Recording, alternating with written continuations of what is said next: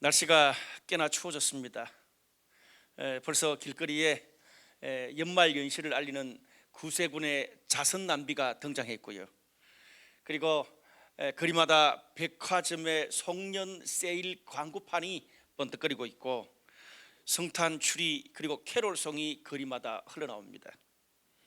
이제 한 해가 얼마 남지 않았음을 여러 가지 증거로 우리들에게 확인시켜주고 있습니다. 흔히 12월이 되면 다양한 송년 모임들이 우리 주변에 많습니다. 직장의 같은 부서들의 모임, 그리고 친한 친구들, 대학 동창, 그리고 스크린 골프나 이 PT 동아리 멤버들, 그리고 후원하는 다양한 NGO 단체들, 그리고 교회 부서에 이르기까지 서로의 친목을 북돋우는 그런 다양한 모임에 우리는 초대받기도 하고 다른 사람을 초대하기도 합니다. 우리가 누군가를 초대할 때는 늘 두 가지 마음이 교차하는 것 같아요. 먼저는 이 함께하는 사람들과의 만남에 대한 설레임이 하나고, 또 그와 함께 오는 사람을 어느 선까지 제한하고 또 어떻게 같이 시간을 보낼 것인가, 그것이 고민이 되기도 합니다.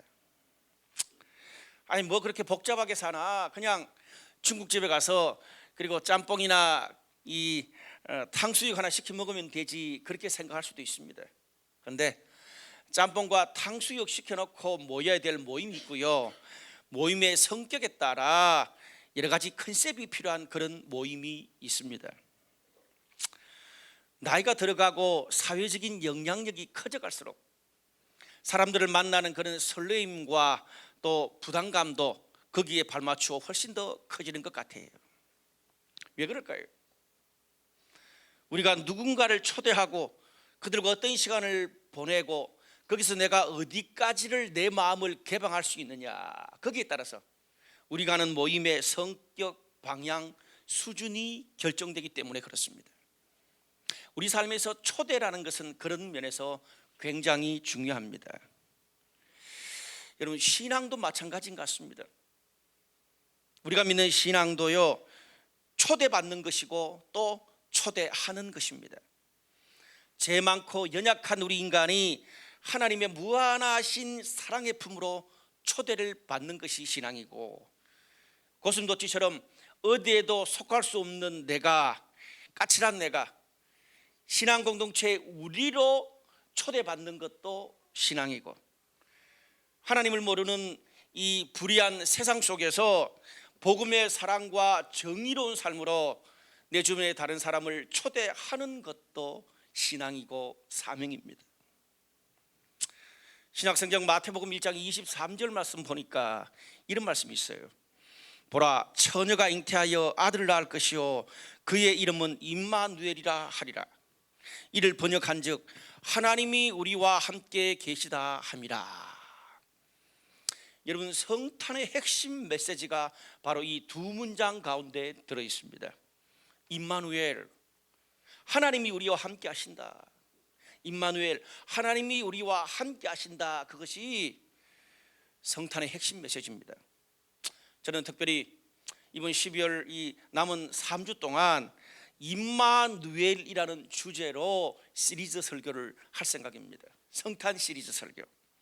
그래서 오늘은 위험한 초대, 그리고 다음 주는 뜻밖의 선물, 그리고 마지막 주에는 희망 고문을 넘어선 소망, 이 세 편의 성탄 메시지를 함께 나누면서 이번 12월 한 달을 마지막을 보내고 싶습니다.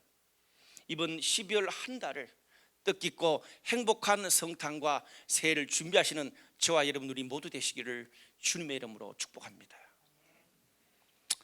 저는 오늘 한 두 가지 정도 성경이 본문이 말하는 성탄의 메시지를 전하고 싶습니다. 먼저, 우리가 경험하는 성탄은 세상 한가운데서 경험하는 성탄이 되어야 됩니다. 오늘 본문의 내용은 우리가 너무나 잘 아는 익숙한 이야기예요. 사도신경에 우리 늘 이렇게 외우는 그런 구절 중에도 하나입니다. 동정녀 마리아에게 나시고, 그 깊은 의미가 뭔지도 모른 채 그냥 주문처럼 계속 외우기 때문에 너무 익숙한 내용입니다.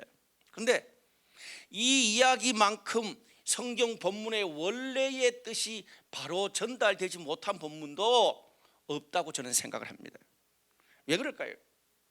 본문을 오늘날의 신앙생활 오랫동안 해왔던 우리 오늘날의 이 기독교 신앙의 눈으로 이 본문을 보기 때문에 그렇습니다. 특별히 저는 오늘 이 본문을 2000년 전에 유대인의 시각에서 오늘 이 본문을 한번 대하고 싶습니다. 2000년 전 유대인의 시각에서 본문을 대하다 보면 너무나 충격적인 메시지가 되는 것이 예수님의 탄생 본문의 말씀입니다. 본문의 이야기의 핵심은요, 하나님이 이 땅에 인간의 모습으로 오실 때 어떤 방법, 어떤 통로를 선택하셨는가, 그걸 이야기해 주는 것이 오늘 본문의 말씀입니다. 먼저 하나님께서 천사 가브리엘을 보내서 하나님의 뜻을 대신 전달합니다. 누구에게, 어디로 갔습니까? 오늘 본문의 26절에서 31절까지 말씀을 보니까 이 천사 가브리엘이 이 갈릴리 나사렛이란 동네에 약혼자가 있는 처녀 마리아에게 찾아갔습니다. 오늘 원어를 보면 아주 어린 10대 소녀입니다. 아주 어린 10대 중후반의 소녀 마리아에게 천사가 찾아갔습니다. 그러면서 천사가 뭐라고 말합니까? 하나님이 너와 함께 하시도다. 네가 하나님의 은혜를 입었다. 누가 말하는 거예요? 천사가 말하는 거예요. 그렇다면 저라면, 우리라면, 천사가 네가 은혜를 입었다, 하나님의 축복을 전한다, 그런 이야기 들었으니까 뭔가 우리가 기대하고 기다리던 그 큰 하나님의 축복을 기대했을 것입니다. 그런데 정작 하나님의 천사가 은혜의 소식이라고 전해준 메시지가 뭐였습니까? 네가 아들을 임신할 거라는 거예요. 아직 남자를 가까이 하지도 않고 이제는 약혼해서 결혼을 준비하고 있는 그 어린 소녀한테 네가 아들을 임신할 거다. 너무나 폭탄 같은 이야기.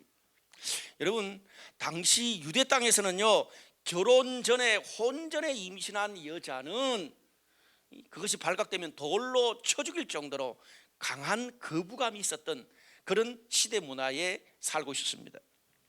뿐만 아닙니다.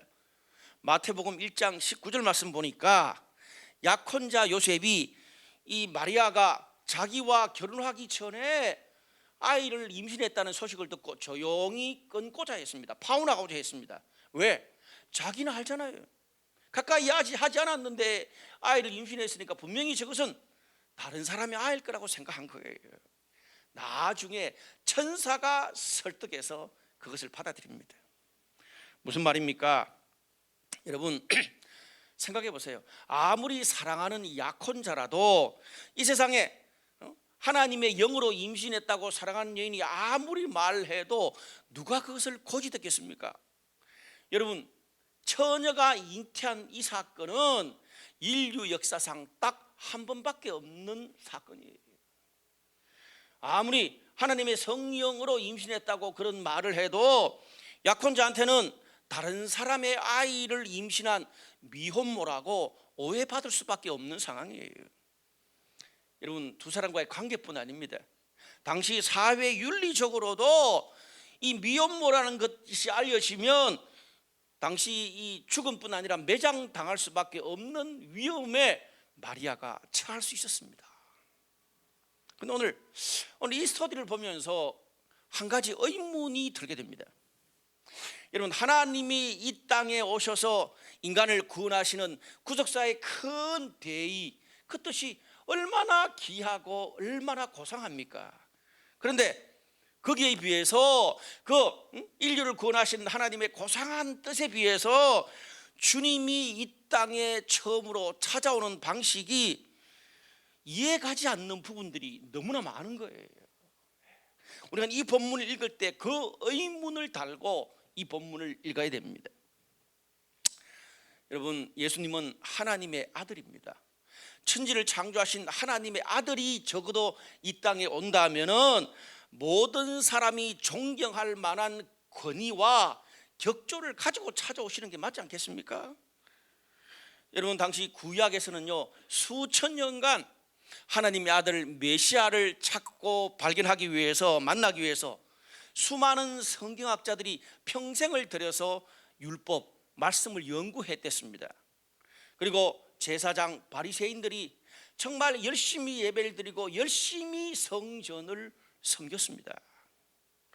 적어도 하나님을 그렇게 열심히 찾았던, 열심히 섬겼던 종교 지도자들 그리고 선지자들의 가문에 예수님이 오신다 하면 모든 사람이 인정할 수 있고 믿기 쉽지 않겠습니까? 역시 그렇게 오랫동안 저 제사장 3대, 4대, 5대 저 제사장 선지자의 가문에 오셨으니 뭔가 하나님의 그 신앙의 권위, 격조와 맞아떨어지는 거예요. 그런데 예수님 어떻게 오셨죠? 그렇게 멋지고 안정적이고 권위가 있을 수 있는 그 길을 선택하지 않으시고 다 제쳐두고 아무것도 모르는 10대 소녀의 몸을 빌려서 이 땅에 오셨습니다. 그리고 더 충격적인 것은 미혼모로 도덕적인 오해를 받을 수 있는 충격적인 길을 선택하셨습니다. 거기서 끝나는 게 아니에요. 예수님은 거룩한 성전이 아니라 초라한 말구유로 찾아오셨습니다. 그리고 이스라엘 백성들이 그렇게 오랫동안 수천 년 동안 묵상했던 율법, 예배, 신자들의 영광스러운 찬양 소리 가운데 이 땅에 오신 것이 아니라 하나님도 모르고 신앙도 성경도 모르는 이방인들의 유치한 경배 속에 덩그러니 찾아오셨습니다. 이런 많은 신학자들은요, 하나님이 이 땅에 찾아오신 이 방식이 너무나 충격적이라고 말합니다. 2000년 전에는 유대인들한테는 이건 넌센스를 넘어서 너무 극단적이에요. 낮춰도 이거는 너무 심해요. 오늘 누가복음 1장에서 하나님의 아들 예수님이 이 땅에 오신 방식은 너무나 충격적입니다. 한마디로 당시의 거룩한 종교와 사회적인 윤리 통념을 완전히 뒤엎어버린 그런 방식으로 하나님께서 이 땅에 우리를 구원하기 위해서 찾아오셨습니다. 무슨 말입니까? 여러분, 우리가 믿는 하나님은 인간이 생각하는 것처럼 거룩하고 종교적이고 사회적으로 멋지고 탁월하고 착한 곳에서만 하나님을 만날 수 있는 그런 분이 아니란 말입니다. 물론 교회에도 성전에도 말씀과 예배 가운데 하나님 계십니다. 그런데 오늘 본문에 나오는 성탄의 예수님은 인간의 종교적이고 사회윤리적인 잣대와 바운더리를 넘어서서 계시고 넘어서서 일하는 분으로 묘사됩니다. 무슨 말입니까? 주님은 거룩한 성전에 오신 것이 아니고 여러분 말구유, 밥통 아니에요. 동물의 밥통 아니에요. 인간의 가장 바닥에 생존권 밥줄이 왔다 갔다 하는 말구유로 찾아오셨고 성공과 멋진 평판이 아니라 죄, 평범한 실수, 거룩함과 속물의 이중적인 삶, 비전과 욕망이 뒤섞인 우리의 일상 가운데 세상 한가운데로 주님이 찾아오셨다, 그 말입니다. 당시 수천 년 동안 메시아를 거룩하고 홀리하게 기다렸던 이스라엘 백성들에게는 충격적일 수밖에 없습니다. 제가 유대인이었다면 더 하나님을 받아들이는 것이 어려웠을 것 같아요. 어떻게 하나님이 저렇게 인간 삶에 찾아오시냐 이거예요. 여러분, 이 말은 우리가 드리는 교회, 예배, 말씀, 기도, 훈련이 필요 없다, 윤리적인 신앙생활이 필요 없다는 말이 아닙니다. 오히려 우리는 교회를 통해서, 예배를 통해서, 말씀과 경건생활을 통해서 더 깊이 주님을 알아갑니다. 더 깊이 주님을 알아갈수록 주님이 우리가 드리는 예배, 성경, 종교생활 안에서만 계시는 분이 아니라 이 땅의 모든 곳에 죄와 유혹이 판을 치는 곳일수록 하나님이 더 필요하고 하나님이 더 거기 가까이 계신다는 사실을 오늘 성탄에 예수님은 우리들에게 말해주고 있습니다. 여러분, 마태복음의 예수님의 족보를 한번 보십시오. 거긴 다윗 왕도 나오고요, 아브라함도 나오고요, 수많은 왕들, 거룩하고 뛰어난 위대한 사람들이 많이 나옵니다. 근데 거기에 있으면 안 되는 사람들도 같이 나옵니다. 건치인 상간에 죄를 범한 다말, 이방 여인 롯, 불륜의 아이콘인 우리아의 아내 밧세바, 어떤 존재감도 없는 평범한 요셉에 이르기까지 그런 죄 많은 사람을 다 빼버린 족보가 아니라 연약하고 부족한 그들에게 하나님이 손을 내밀어서 그들을 고치고 치유하고 변화시켜서 하나님의 사랑과 복음을 드러내는 증거로 삼으셨습니다. 참 우리가 성경을 읽으면 읽을수록 복음을 알면 알수록 미스터리입니다. 왜 그럴까요? 우리가 믿는 하나님은 거룩하지만 그 하나님을 믿는 우리는 너무나 죄인이고 이중적이고 내가 나를 믿을 수 없는 그런 존재이기 때문에 그런 인간 그대로 주님이 받아주시는 거예요. 저는 개인적으로 이 기독교 저술가 중에 필립 얀시를 굉장히 좋아합니다. 필립 얀시의 책 중에 뜻밖의 장소에서 만난 하나님이라는 책이 있습니다. 뜻밖의 장소에서 만난 하나님. 거기에 보면 오늘 이 성탄의 예수님의 이 모습을 너무나 성전 넘어 우리의 윤리 도덕을 넘어에 계시는 하나님에 대한 묘사가 이렇게 나옵니다.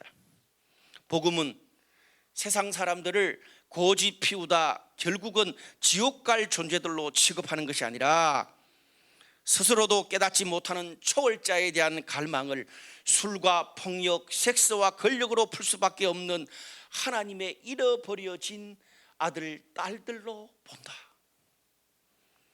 그래서 저자는 그들이 있는 곳으로 찾아가서 거기서 하나님의 스토리를 끄집어냅니다.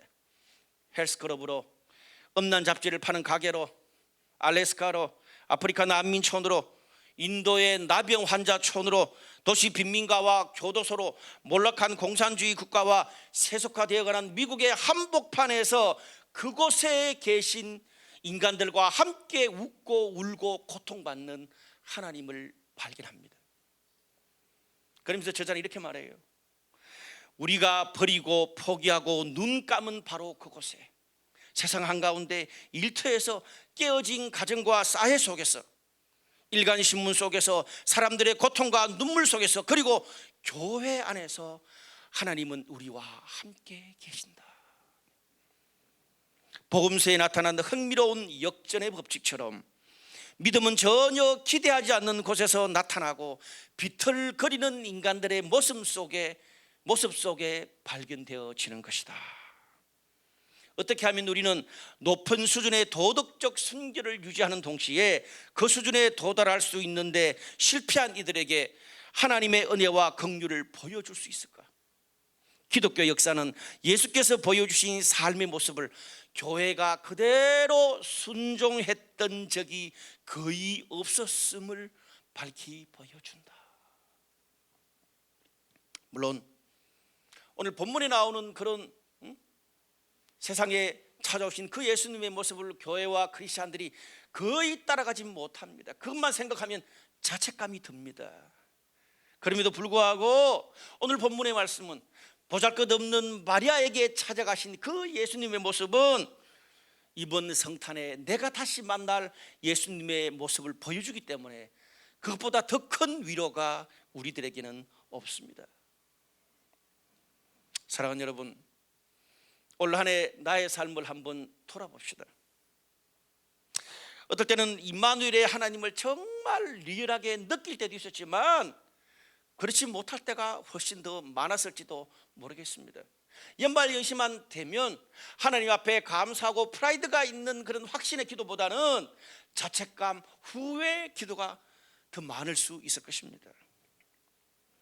반복되는 나의 신앙의 늘뛰기, 영적인 열정 없음, 직장과 비즈니스에서 우리의 한계와 열매 없는 것이 드러날 때, 함께하는 가족과 공동체에 대해서 책임을 다하지도 못하면서 짜증내고 비난만 수없이 했던 그런 일들, 그럼에도 불구하고 사랑하는 사람, 소중한 사람들이 옆에 있음에도 불구하고 아직 채워지지 못한 갈증과 외로움의 정체는 뭔지, 때때로 우리는 다른 사람 고백하기조차 부끄러운 거룩하지도 윤리적이지도 못하고 너무 유치하고 못난 모습들이 정리가 안 된 채 그대로 우리 안에 있는 것을 보게 됩니다. 하나님 앞에 설 때마다 그것이 너무 죄송스럽고 하나님과 우리 관계 가운데 가로막고 있습니다. 그런데 사랑하는 여러분, 오늘 본문을 통해서 성탄의 예수님은 우리들에게 걱정 말라고 말씀합니다. 이번 1년 동안에 내 영혼과 나의 삶이 나오자 같고 찌꺼기 같은 말구유에 처해 있을지라도 그곳에 우리 주님이 함께 계신다고 말합니다. 내가 나를 봐도 너무 나의 신앙생활과 예배가 한심해요. 그러나 내가 한숨 쉬고 비난하고 원망하는 그곳에 주님이 임마누엘로 함께 하시고 손을 내밀고 계신다고 말합니다. 다윗은 그의 기도에서 나의 눈물을 주의 병에 담으소서라고 고백했습니다. 다윗의 그 기도가 얼마나 연말이 되면 위로가 되는지 모릅니다. 하나님은 나의 눈물과 한숨, 걱정을 주님의 병에 오늘도 담으십니다. 성경은 나의 작은 신음과 한탄, 원망 속에도 주님이 함께 계신다고 말합니다. 우리는 열받아서 원망하고 열받아서 소리 지르는데 그 고통 가운데도 하나님이 함께 계신다 그래요. 여러분, 신학적으로 무소부재의 하나님이라는 그런 개념이 있습니다. 하나님은 이 세상 그 모든 곳에 계신다. 어느 곳에도 다 계신다. 그런데 우리가 실제로 살아보면 하나님이 정말 나와 함께 계시고 함께 하신다는 것을 느낄 때가 많아요. 느끼지 못할 때가 많아요. 신학적으로 우리는 이론적으로 무소부재의 하나님을 잘 모릅니다. 그런데 내가 느끼고 의식하지 못했던 한 해 동안의 나의 삶 가운데도 하나님은 혼자 바람 맞아 가면서 나와 함께 하셨다는 사실을 오늘 성탄의 본문, 성탄의 예수님을 통해서 우리는 알게 됩니다. 나는 하나님이 함께 했다 없다를 계속 생각하는데 하나님은 늘 바람 맞아 가면서 나의 가까운 곳, 나의 주변, 나의 안에 계속 혼자 계셨습니다. 때때로는 도무지 내 일과 내 관심에 너무나 바빠가지고 하나님과 소통하고 하나님과 교감할 수 있는 그것 자체가 없어가지고 독감에 걸리고 병원에 가가지고 닝계를 맞아가면서 그때서야 하나님을 생각하는 것이 우리들입니다. 그런데 하나님은 하도 나와 소통할 수 있는 시간이 없으니까 그렇게라도 우리와 함께하는 것을 만들고 싶으셨어요. 사랑하는 여러분, 성탄의 하나님은 성탄에만 함께 하시는 분, 교회에서만 함께 하시는 분, 우리의 성공과 멋진 삶에서만 함께 하시는 분이 아니라 우리의 연약하고 정리 안 되고 혼란된 우리의 모든 삶 가운데 함께 계십니다. 그리고 예배 드릴 때도, 그리고 예배 드리지 못할 때도, 정말 한 주 나오고 3주 결석 갖고 그렇게 늘 뛸 때도 하나님은 늘 우리의 호흡 안에 계십니다. 이번 성탄을 맞아서 나와 늘 함께 하셨던 그 하나님에 대해서 우리의 눈이, 우리의 영혼이 열릴 수 있기를 주님의 이름으로 축복합니다. 두 번째로, 죄인, 원수, 비천한 자들과 함께하는 성탄을 경험해야 합니다. 오늘 누가복음 1장, 2장은 좀 길어서 제가 짧게 읽었는데요, 누가복음 1장과 2장은 예수님이 이 땅에 처음 오셨을 때 첫 번째로 초대된 사람들에 대해서 정말 아주 면밀하고 장황하게 기록하고 있습니다. 오늘 예수님이 처음 오셨을 때 초대된 VIP는 어떤 사람들입니까? 전혀 우리가 예상하는 예상 밖의 사람들입니다. 순진하고 아무것도 모르는 시골 소녀 마리아를 초대하셨고, 은퇴할 때가 다 된 자식이 없는, 고대 이스라엘 사회에서 자식이 없다는 말은 삶의 축복과 열매거리가 없다는 말입니다. 자식이 없는 늙어 벙어리 된 늙은 목회자 부부를 초대하셨고, 탁월한 봉사와 사역을 하는 것도 아니고 죽기 전에 메시아를 만나서 축복하는 것이 그냥 고작 사명인 답답한 시몬을 초대하셨고, 평생 대부분을 과부로 산 84살의 여선지자를 초대하셨고, 평범하다 못해 삶에 찌든 목자들, 그리고 동방에서 온 이방인들을 주님은 첫 성탄의 VIP로 초대하셨습니다. 그 시대를 주름잡는 왕들, 장군들, 재벌들, 종교의 수장들인 제사장, 바리새인, 사도개인들은 다 제쳐두고 세상이 관심도 가지지 않는 존재감이 없는 사람들, 버려진 사람들, 탁월함과는 너무 거리가 먼 순수하고 조용히 혼자 이름도 빛도 없이 신앙생활하고 사역하는 그런 사역자, 그런 노인들, 그런 여인들을 초대하셨습니다. 의도적인지는 모르겠지만 첫 성탄에 초대받은 사람들은 주류가 하나도 없습니다. 잘 나가는 사람을 찾아볼 수가 없습니다. 너무나 의도적입니다. 그래서 신학자들은 이것 자체가 메시지라고 이야기를 합니다. 오늘 그것을 뒷받침하듯이 46절에서 55절까지 마리아는 이것을 그렇게 찬양하고 노래합니다. 마리아가 이르되 내 영혼이 주를 찬양하며 그의 여종의 비천함을 돌보셨습니다. 이제 후로는 만세의 날을 복이 있다 일컬으리로다. 긍휼하심이 두려워하는 자에게 대대로 이르는도다. 그의 팔로 힘을 보이사 마음의 생각이 교만한 자들을 흩으셨고 권세 있는 자들을 내리치셨으며 비천한 자를 높이셨고 줄이는 자를 좋은 것으로 배불리셨으며 부자는 빈손으로 보내셨도다. 무슨 말입니까? 하나님이 이 세상의 비천한 자들을 통해서 하나님의 긍휼을 세상에 보여주셨다는 거예요. 여러분, 우리가 고린도전서 1장 27절에서 29절 말씀 보면 이것이 더 명확해집니다. 거기에 이렇게 나와 있습니다. 하나님께서 세상에 미련한 것들을 택하사 지혜 있는 자들을 부끄럽게 하시고 세상에 약한 것들을 택하사 강한 것들을 부끄럽게 하시며 세상에 천한 것들과 멸시받는 것들과 없는 것들을 택하사 있는 것들을 폐하리 하시나니 이는 아무 육체도 하나님 앞에서 자랑하지 못하게 하려 하심이라. 너무나 명확하게 나와 있어요. 여러분, 우리가 성경을 보면 하나님은 끊임없이 자신이 죄인이고 연약한 자고 비천한 자고 하나님의 긍휼과 도움 없이는 하루도 살아갈 수 없는 그렇게 고백하는 사람들을 일으키고 변화시켜서 하나님의 위대하심을 이 땅에 보여주신다고 말하고 있습니다. 정리하면 첫 성탄의 파티에 하나님이 초대한 그런 손님은 오늘 우리 크리스찬들과 교회에게 성탄의 정신, 성탄의 메시지가 무엇이어야 하는지를 잘 가르쳐주고 있습니다. 여러분, 우리는 그냥 예수 탄생하셨다, 나셨다 어쩌라고요? 저는 굉장히 그런 분에서 실제적이고 효율적인 사람입니다.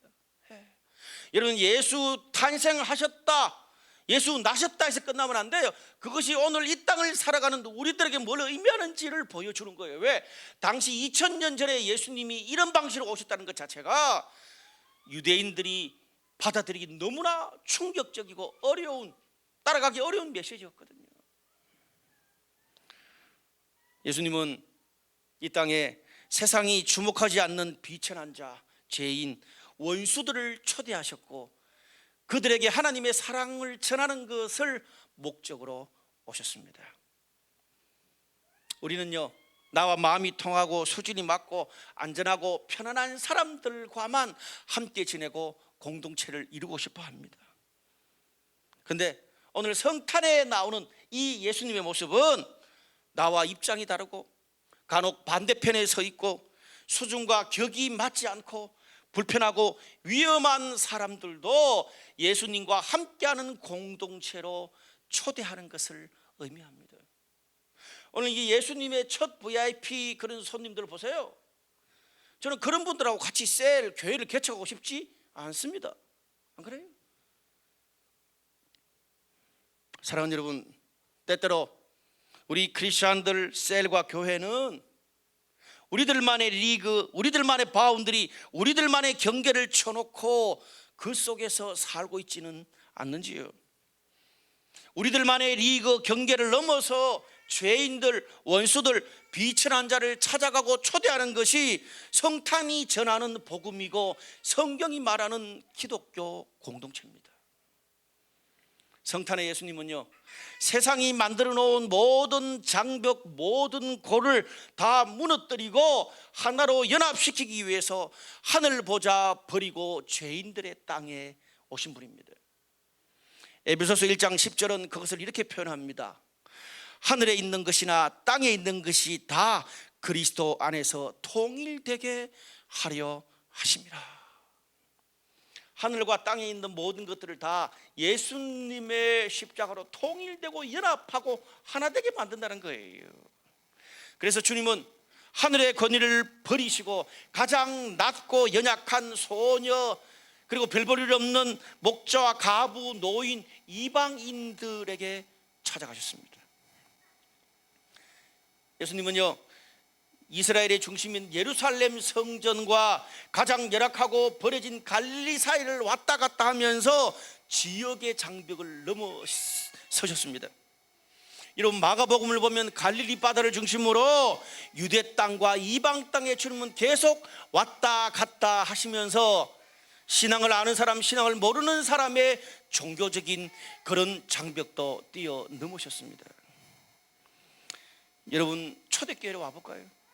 바울이 전한 복음은, 초대교회 복음은 이 세상에서 가장 원수였던 유대인과 헬라인의 장벽도 무너뜨리고 예수 이름으로 그들을 한 공동체, 한 가족으로 만들었습니다.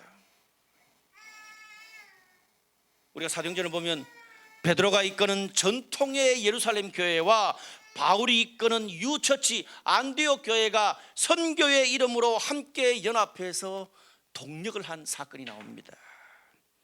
이것처럼 우리가 믿고 성경에서 우리가 알게 되는 성탄의 복음은 인간이 쳐놓은 이 땅의 모든 장벽과 바리케이트를 다 무너뜨리고 예수의 십자가의 피로 하나로 연합시키는 평화의 복음입니다. 이런 오늘 우리 삶에, 우리 공동체에 이런 연합과 평화의 소식, 샬롬의 소식이 사라진다면 성탄의 복음과는 상관이 없는 겁니다. 미국의 진보적인 여성 신학자가 쓴 책 중에 신은 낙원에 머물지 않는다라는 책이 있습니다. 굉장히 진보적인 책입니다. 신은 낙원에 머물지 않는다. 저는 다 동의할 수 없습니다만은 그 책이 말하는 큰 지향점은 존중합니다. 여러분, 우리 공동체가 낙원에만 머무는 공동체가 되어 간다면 주님의 길과 점점 멀어지고 있다는 것을 우리는 알아야 합니다. 오늘 우리들의 모습은 어떻습니까? 예수 이름으로 이념도 다른 이념도 다른 신념도 하나가 되어야 되기는커녕 내가 신봉하는 이념과 신념 때문에 신앙 기독교마저 보수, 진보, 큰 교회, 작은 교회, 전통교회, 새로운 교회 네 편, 내 편으로 갈라집니다. 그거를 붙여야 될 목회자들이 그걸 오히려 떨어뜨리고 있습니다. 기업들, 노조들은 서로 첨예하게 대립하고요. 금수저, 은수저, 흙수저, 우리가 어디 사냐만 물어도 계층을 생각합니다. 소유의 많고 적음에 따라 이 땅에는 계층의 꼴이 점점 더 나눠지고 있습니다. 여러분, 최근 몇 주 동안 국회가 파행 정국입니다. 정치도 보수, 진보 나눠서 머리 터지게 싸웁니다. 이제는 국민들이 거기에 너무 지쳐 있습니다. 우리 주변에 있는 국외 정세도 마찬가지예요. 그렇게 북한과 미국의 평화가 올 것처럼 되어졌는데 북한과 미국이 전쟁 이야기가 막 나오고 일본, 중국 거기에 포함되면 첨예한 대립은 답이 없는 것처럼 보입니다. 우리 사회가 과거보다 훨씬 더 발전했지만 이념의 골, 종교의 골, 계층의 골은 점점 더 깊어져 가는 것 같습니다. 예전에 제가 어릴 때 불렀던 찬송 중에 이런 찬송이 있어요. 나 이제 주님의 새 생명 얻은 몸. 근데 그 찬송 가사에 보면 죄인도 원수도 친구로 변한다. 하나님을 믿고 하나님의 복음을 받아들이면 죄인도 원수도 친구로 변한대요. 그런데 요즘 보면 거꾸로예요. 친구도 성도도 동역자도 이념 때문에 서로 원수로 변하는 세상이 되어가고 있습니다. 성탄은요, 죄인, 원수, 불편한 자들을 친구로 공동체로 초대하는 한마디로 위험한 초대입니다. 여러분, 2차 세계대전 때 제가 읽었던 수많은 이야기 가운데 참 마음이 따뜻한 이야기가 있었어요. 영국군과 독일군이 전쟁을 막 총 쏘고 했을 때에 성탄절만은 전쟁을 멈추고 파티를 즐겼대요. 언제? 성탄절만은, 예수 탄생한 성탄절만은 우리가 전쟁하지 말고 전쟁과 반목과 시기를 멈추고 우리가 파티하자. 그것이 성탄의 복음이에요. 저는 목사로서 이 땅의 반목과 질시, 혐오와 전쟁을 멈추게 하는, 하나 되게 하는 스토리, 계층을 넘어가는 스토리, 연합하는 스토리에 관심이 참 많습니다. 제가 어릴 때에 그 6.25 때 이 과거의 목사님이에요. 1950년대 사랑의 원자탄이라는 손양은 목사님의 일대기 영화를 본 적이 있습니다. 아마 우리 젊은 세대들은 잘 모를 거예요. 사랑의 원자탄, 손양은 목사님. 그분은요, 당시 6.25 전쟁 당시에 자신의 두 아들이 북한군의 총에 맞아 죽었어요. 총살당했어요. 그런데 하나님의 사랑으로 자신의 아들을 죽인 그 북한군을 양자로 입양해서 한 가족으로 받아들이는 그런 놀라운 삶의 본, 하나됨의 연합의 본을 보여줍니다. 그래서 사랑의 원자탄이라고까지 이야기했습니다. 뭡니까? 하나님의 사랑, 복음의 사람이 이념과 원수의 꼴도 넘어선 거예요. 오늘날과 반대예요. 그게 기독교고 복음의 정신이잖아요. 저는 지난주에 그런 면에서 TV에 훈훈하고 아름다운 소리 두 가지를 들었어요. 저는 TV를 보면서 목사로서 털 싸운다, 죽였다, 자살했다, 뭐 서로 욕한다 이런 이야기만 너무 들으니까 뉴스 보는 게 너무 힘들어요. 그래서 뉴스 보면서 좀 우리의 마음을 따뜻하게 하나로 만드는 그런 소식을 듣고 그거를 성도들한테 전하려고 노력합니다. 어제 한 프로에 보니까 혜인이라는 그런 이름을 가진 우리 어린 여자아이가 소아암에 걸렸더라고요. 근데 이 아이가 그림을 굉장히 좋아해요. 근데 우리 교회에도 뭐 블로거들 운영하는 그런 사람들이 몇몇 있고 모임들이 있잖아요. 이 소녀가 보는 채널의 블로그 그 크리에이터들이 모여가지고 그 소아암 걸린 혜인이에게 파티를 열어주고 그걸 찍어서 그것도 유튜브 채널에 올려요. 그걸 본 혜인이가 너무 감격해가지고 너무 해피한 성탄이 됐다는 거예요. 그 유튜브 크리에이티브들이 찾아가서 연약한 사람들의 손만 잡아줘도 그런 놀라운 감동과 평안을 경험하잖아요. 그것뿐 아닙니다. 아마 여러분 다 알듯이 잘 알려진 대기업의 한 CEO가 팔리지 않는 감자 30톤을 사줬어요. 그건 난리가 났어요. 거기서 그분이 말했던 아주 멋진 말이 있어요. 안 팔리면 내가 먹지요. 참 귀한 일입니다. 쉬운 게 아니에요. 돈 있다고 그렇게 할 수 있는 게 아니에요. 근데 제가 또 짓궂어서 밑에 댓글에 어떤 댓글을 다는가 한번 봤어. 보니까 뭐 미친 XX 그 많은 돈으로 비정규직을 정규직으로 전환하고 막 써놨더라고요. 그래서 그걸 보면서 그런 생각을 했어요. 야, 그냥 이걸 호의는 호의로 받으면 될 텐데 너무 그거를 또 진영 논리, 사회 구조적인 논리로 받아들이고 보니까 여러분 그분이 그런 요거도 먹으면서 다음에 감자 30톤을 또 사겠어요? 좋은 일을 할 때 배려할 때는 박수 쳐줘야 다음에 더 많은 그런 일들도 섬기지 않겠어요?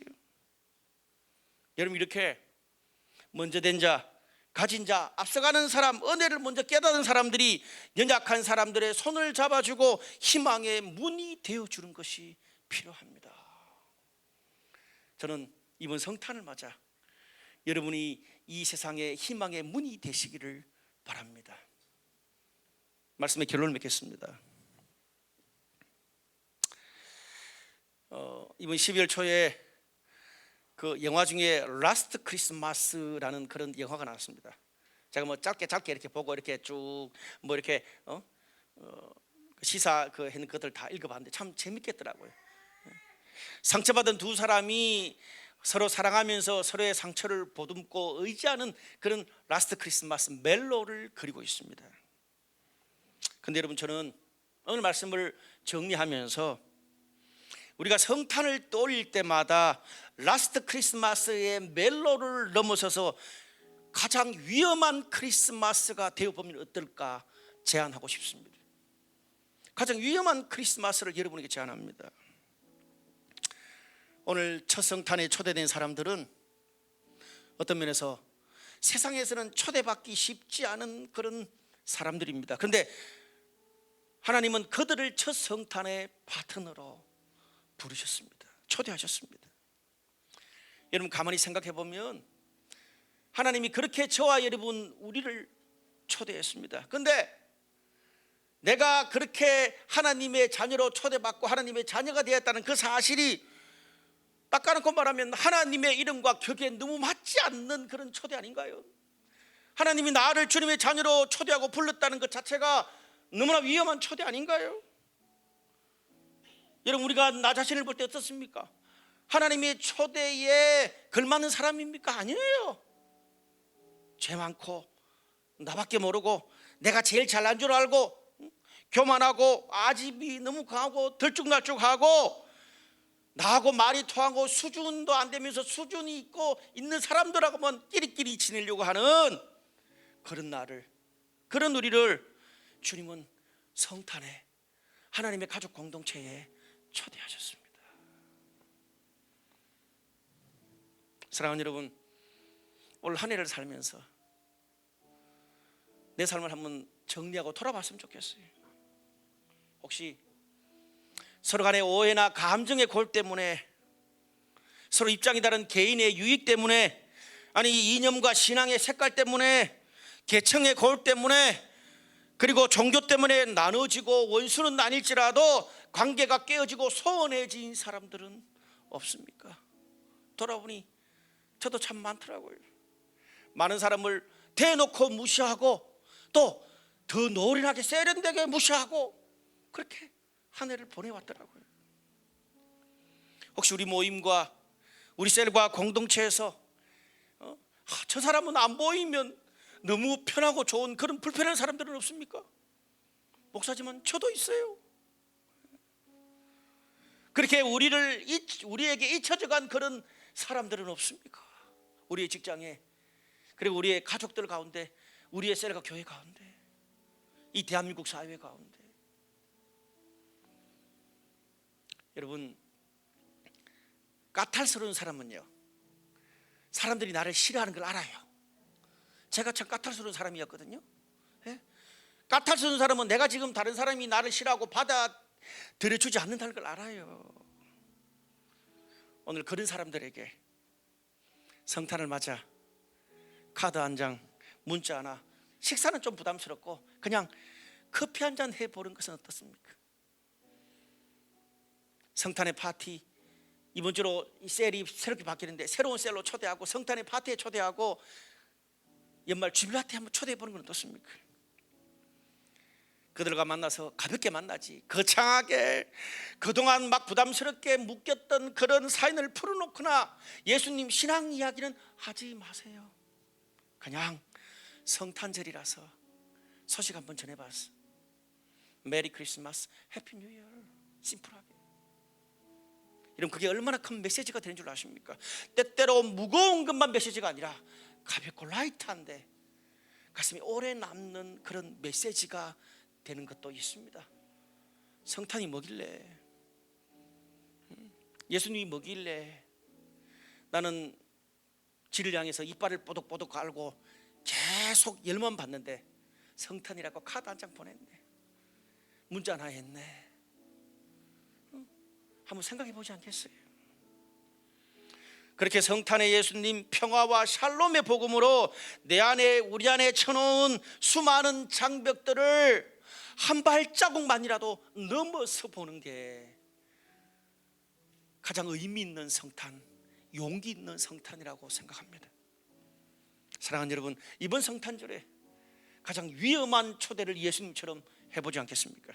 가장 위험한 성탄절 크리스마스를 보내보시지 않겠습니까? 그것이 바로 예수님과 함께하는 임마누엘의 성탄입니다.